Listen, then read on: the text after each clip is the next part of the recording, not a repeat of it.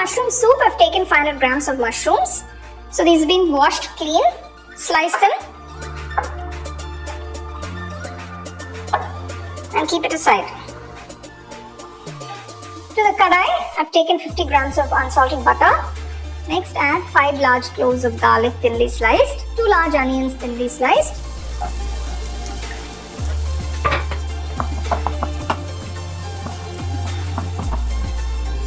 So you can see the onions are nice and transparent. Now I'm going to add the sliced mushrooms. Cook the mushrooms for about 3 minutes initially.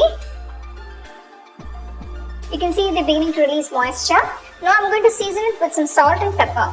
To this I'm going to add 1 teaspoon of salt. Now you can adjust the salt according to taste. Add some fresh crushed pepper.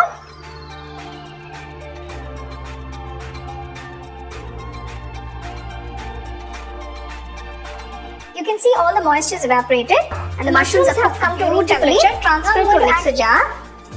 So if you have a hand blender, you can also blend it using a hand blender. Just pulse it a few times. So I've blended the mushrooms. Now you can see it's a very nice creamy paste.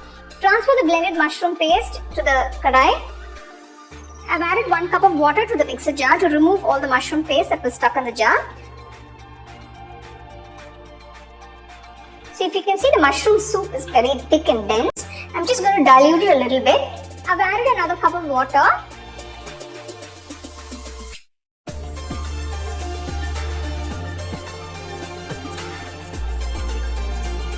Bring the soup to a boil.